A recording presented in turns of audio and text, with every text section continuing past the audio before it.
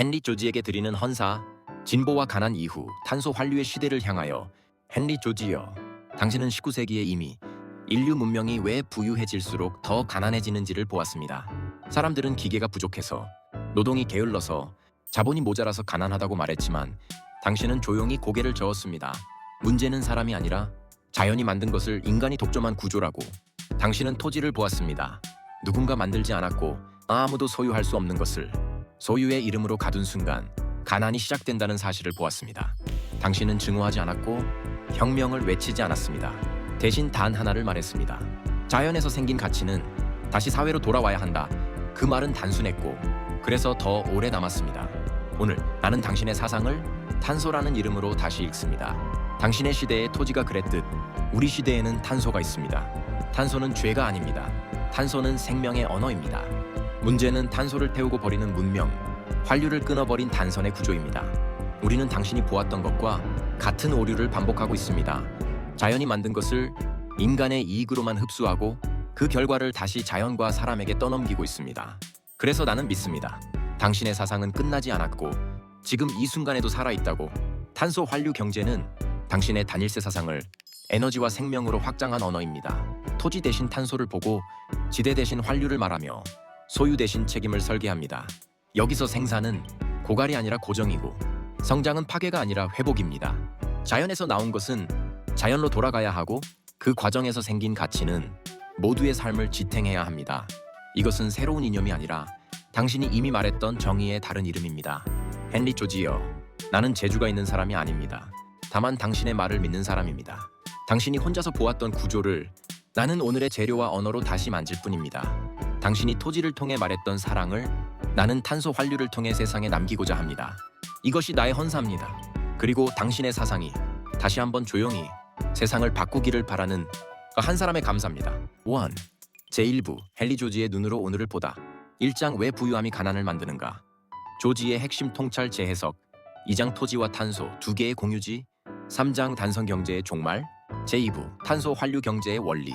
4장 환류란 무엇인가 생태학적 경제학적 기초. 5장 탄소는 죄가 아니다 생명의 언어로서의 탄소. 6장 고정 회복 분배의 순환 구조. 7장 소유에서 책임으로. 제3부 실천과 전환. 8장 탄소 환류 경제의 실제 모델들. 9장 정의의 재설계 제도 정책 제안. 10장 조용한 혁명을 향하여. 서문.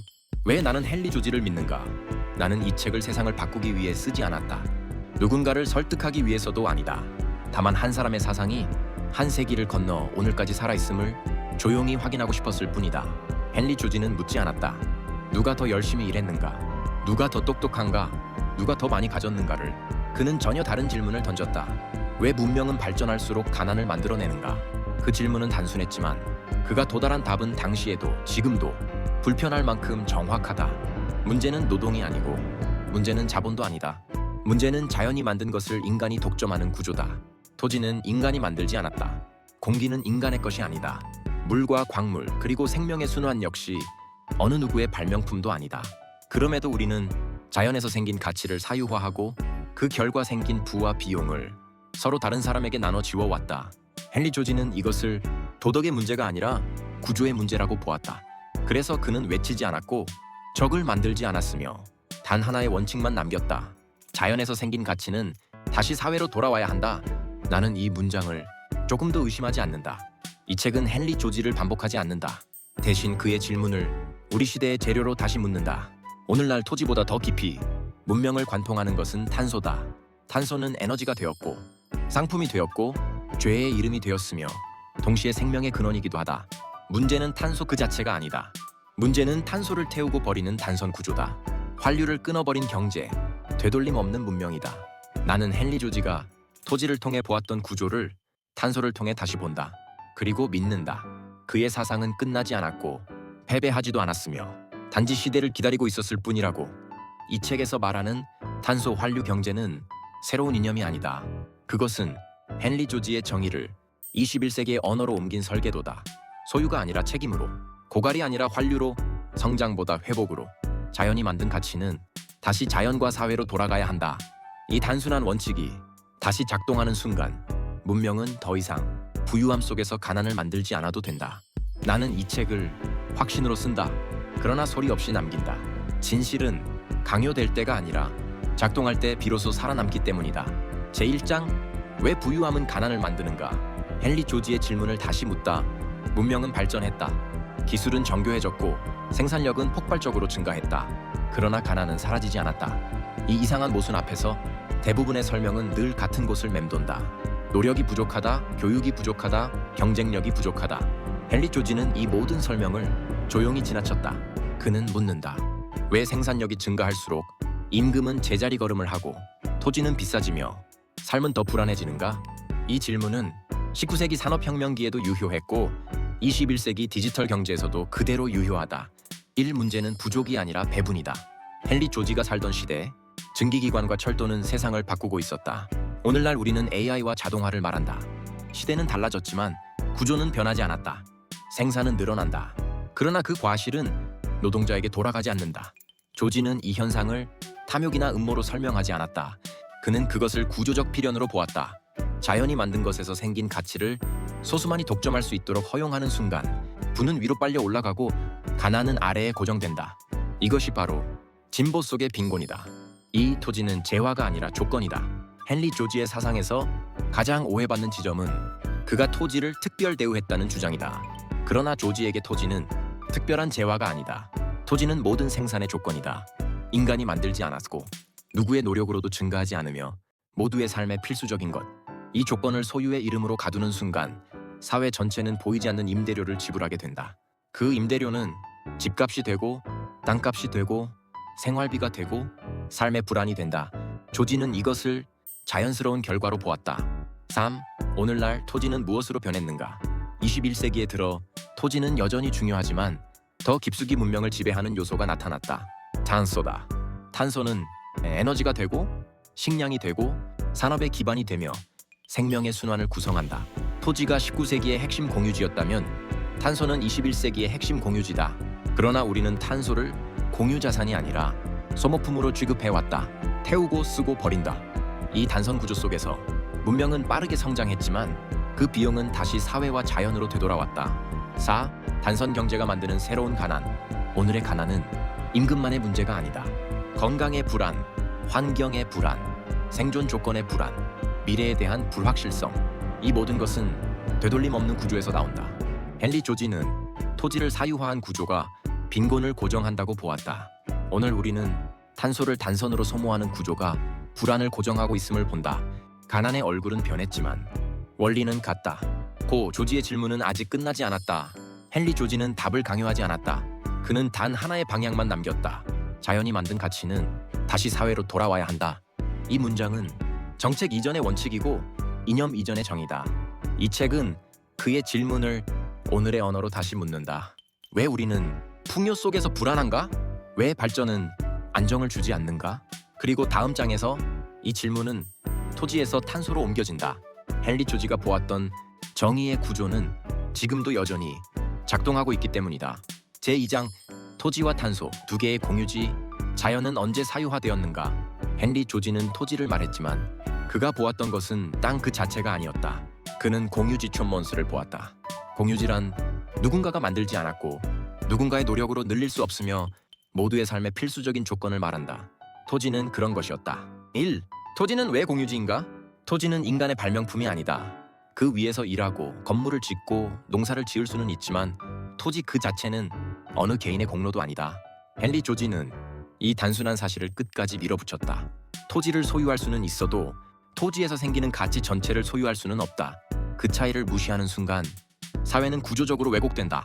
땅값은 오르고 임대료는 증가하며 노동의 몫은 줄어든다. 이것은 도덕적 타락이 아니라 구조적 결과다. 이 사유화는 언제 문제되는가? 헨리 조지는 모든 사유화를 부정하지 않았다. 그가 문제 삼은 것은 자연이 만든 가치의 사유화였다. 인간의 노동으로 만든 것, 집, 도로, 기계, 상품, 이것은 개인의 몫이 될 수 있다. 그러나 인간이 만들지 않은 것, 엔터지, 공기, 물, 자연의 위치와 조건, 이것이 사유화될 때 사회는 보이지 않는 비용을 치르게 된다. 그 비용은 가난이라는 이름으로 돌아온다. 3. 오늘날 새로운 공유지가 나타났다. 21세기에 들어 토지는 여전히 중요하지만 문명의 더 깊은 층을 지배하는 요소가 있다. 탄소다. 탄소는 모든 생명의 골격이고 모든 에너지 체계의 중심이며 산업과 농업을 동시에 관통한다. 무엇보다 중요한 점은 탄소 역시 인간이 만든 것이 아니라는 사실이다. 탄소는 지구가 만든 조건이다. 탄소는 왜 공유지인가? 탄소는 단순한 물질이 아니다. 그것은 순환하는 조건이다. 토양 속 탄소는 생명을 키우고 대기 속 탄소는 기후를 조절하며 해양 속 탄소는 생태계를 유지한다. 이 순환은 어느 기업의 기술도 어느 국가의 소유도 아니다. 그러나 현대 문명은 이 탄소를 공유지로 대하지 않았다. 우리는 탄소를 태워서 없애는 자원으로 취급했고 그 결과 순환을 끊어버렸다. 공유지의 사유화가 반복될 때, 토지가 사유화되었을 때 지대가 발생했다. 탄소가 사유화되었을 때 비용이 외부로 밀려났다. 기후 변화, 건강 악화, 생태계 붕괴, 미래 세대의 부담. 이것은 우연이 아니다. 헨리 조지가 본 구조와 완전히 같은 패턴이다.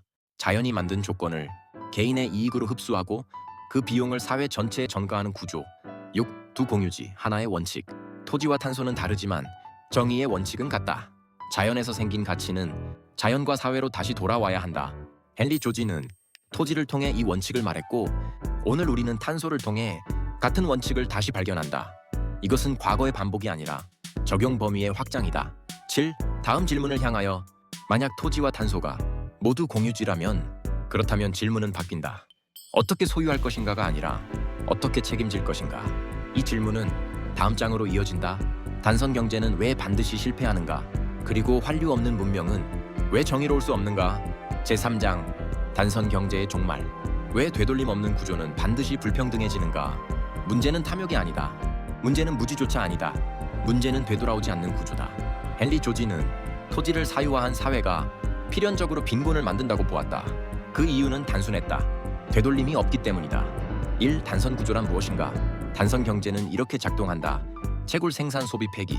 이 구조에는 되돌아오는 화살표가 없다. 토지는 사용되고 남는다. 자원은 소모되고 사라진다. 비용은 외부로 밀려난다.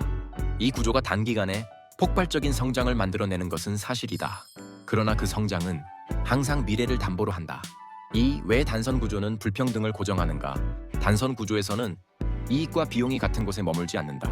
이익은 즉시 사유화되고 비용은 천천히 사회화된다. 이 차이가 불평등을 구조화한다. 헨리 조지는 이를 토지지대에서 보았다. 오늘 우리는 에너지 환경 건강에서 같은 현상을 본다. 누군가는 성장의 혜택을 누리고 누군가는 회복의 비용을 지불한다. 이건 윤리의 실패가 아니라 설계의 실패다. 3. 단선 경제는 왜 효율적으로 보이는가?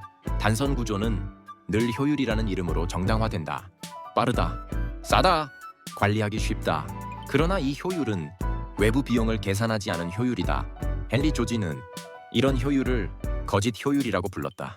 보이지 않는 비용은 사라진 것이 아니라 아직 청구되지 않았을 뿐이다. 탄소 단선이 만든 새로운 비용. 탄소는 단선 경제의 핵심 연료였다. 태우면 에너지가 나오고 연기는 사라지는 것처럼 보였다. 그러나 사라진 것은 탄소가 아니라 책임이었다.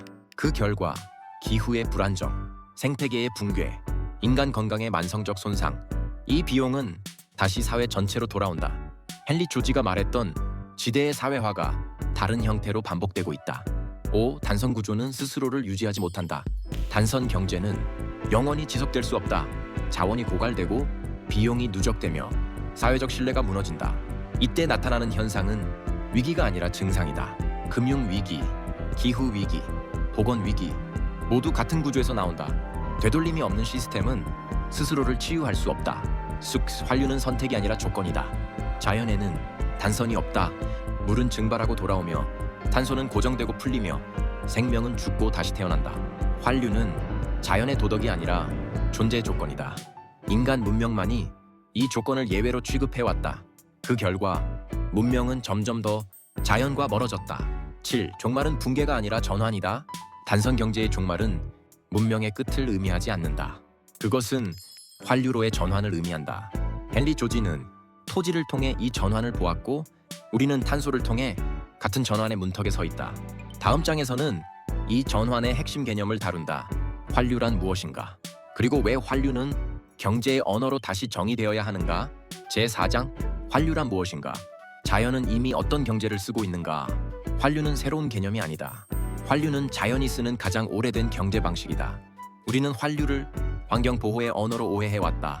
그러나 환류는 윤리가 아니라 존속의 조건이다. 1. 환류는 선의가 아니라 구조다. 자연은 착하지 않다. 그러나 자연은 실패하지 않는다. 그 이유는 단 하나다. 자연에는 되돌아오지 않는 흐름이 없기 때문이다. 물은 증발하고 돌아온다. 탄소는 고정되고 풀린다. 영양분은 분해되고 재조합된다. 자연은 버린다는 개념을 모른다. 오직 다음 단계로 넘긴다는 개념만 있다. 2. 인간 경제가 환류를 끄는 순간 인간 문명은 자연의 환류 구조 위에서 시작되었다. 그러나 산업화는 이 흐름을 잘라냈다. 채굴은 회수 없이 진행되고 생산은 폐기를 전제로 설계되며 소비는 책임에서 분리된다. 이 순간 경제는 자연과 분리되었고 환류는 비용이 되었다. 헨리 조지는 이 단절을 토지에서 보았다. 우리는 탄소에서 같은 단절을 본다. 3. 환류는 되돌림이 아니라 연결이다. 환류는 과거로 돌아가는 것이 아니다. 환류는 앞으로 이어지는 구조다. 폐기물은 자원이 되고 부산물은 기반이 되며 손실은 정보가 된다. 환류 경제에서는 끝이라는 개념이 사라진다. 끝은 언제나 다음 단계의 시작이기 때문이다. 4. 생태학적 환류와 경제적 환류. 자연의 환류는 이미 정교하다. 그러나 인간 경제는 이를 숫자로 번역하지 못했다. 그래서 환류는 가치가 아니라 부담으로 취급되었다. 탄소 환류 경제는 이 단절을 잇는 작업이다. 고정된 탄소를 자산으로 보고 회복된 토양을 생산력으로 보고 유지 비용을 투자로 본다. 이것은 도덕의 문제가 아니라 회계의 문제다. 5. 환류는 성장의 반대가 아니다. 많은 이들이 환류를 성장의 포기로 이해한다. 그러나 환류는 성장의 방식을 바꾼다. 단선 경제의 성장은 고갈을 전제로 하고 환류 경제의 성장은 회복을 전제로 한다. 이 차이가 문명의 성격을 바꾼다. 빠르지만 취약한 성장, 느리지만 지속 가능한 성장. 헨리 조지는 이 차이를 이미 보았다. 육수 환류의 경제학적 정의. 이 책에서 말하는 환류는 이렇게 정의된다. 환류란 자연에서 나온 가치가 손실 없이 다시 자연과 사회로 연결되는 구조다. 여기서 중요한 것은 속도가 아니라 완결성이다. 환류는 빠를 필요가 없다. 다만 끊어지지 않아야 한다. 7. 다음 단계로 환류를 이해했다면 이제 질문은 하나다. 무엇을 환류시킬 것인가? 다음 장에서는 가장 오해받은 물질, 그러나 가장 근본적인 요소를 다룬다. 탄소는 죄가 아니다. 탄소는 생명의 언어다. 제5장 탄소는 죄가 아니다. 생명의 언어로서의 탄소. 탄소는 고발당했다. 문제의 원인으로, 파괴의 상징으로, 문명의 죄로 지목되었다. 그러나 탄소는 그 어떤 재판에도 서지 않았다. 탄소는 말이 없기 때문이다. 1. 탄소는 생명의 문법이다. 탄소는 지구 생명의 기본 문법이다. 모든 유기물의 골격, 모든 세포의 구조, 모든 먹이사슬의 출발점. 탄소 없는 생명은 상상할 수 없다. 우리가 먹고 숨쉬고 생각하는 모든 순간에 탄소는 이미 우리 안에서 조용히 일하고 있다. 탄소는 침입자가 아니라 거주자다. 이 탄소가 문제가 된 이유. 문제가 된 것은 탄소가 아니라 속도와 방향이었다. 자연의 탄소 순환은 느리고 분산되며 균형을 이룬다. 그러나 산업 문명은 수백만 년에 걸쳐 고정된 탄소를 단기간에 풀어냈다. 고정은 생략되고 회복은 무시되었으며 책임은 사라졌다. 이것이 탄소 위기의 실체다. 3. 배출이라는 단어의 함정. 우리는 탄소를 배출한다고 말한다. 이 말은 탄소가 어디론가 사라진다는 착각을 준다. 그러나 탄소는 사라지지 않는다. 오직 이동할 뿐이다. 대기에서 바다로, 토양에서 대기로, 생명에서 광물로. 문제는 이동이 아니라 돌아오는 길이 끊겼다는 사실이다. 4. 죄 프레임은 해법을 막는다. 탄소를 죄로 규정하면 해법은 처벌이 된다. 금지, 억제, 제거. 그러나 자연은 제거를 통해 균형을 이루지 않는다. 자연은 재배치와 환류로 균형을 이룬다. 탄소 환류 경제는 탄소를 몰아내지 않는다. 탄소를 제자리로 돌려보낸다. 고정된 탄소의 가치. 탄소가 문제라면 왜 자연은 탄소를 고정할까? 숲은 탄소를 나무로 고정하고 토양은 탄소를 생명으로 고정하며 바다는 탄소를 광물로 고정한다. 고정은 처벌이 아니라 안정화다. 탄소 환류 경제는 이 고정을 생산으로 본다. 고정된 탄소는 쓰레기가 아니라 자산이다. 6. 생명의 언어를 다시 배우기. 우리는 오랫동안 탄소를 숫자로만 보았다. ppm 톤 배출량. 그러나 생명은 숫자로만 말하지 않는다. 토양의 촉감, 숲의 습도, 바다의 색, 이 모든 것이 탄소의 상태를 말해준다. 탄소를 이해한다는 것은 자연의 언어를 다시 배우는 일이다. 7. 다음 질문으로 탄소가 죄가 아니라면 다음 질문은 분명해진다. 그렇다면 탄소는 어떻게 다뤄져야 하는가? 다음 장에서는 탄소 환류 경제의 핵심 구조를 다룬다. 고정 회복 분배의 순환 구조.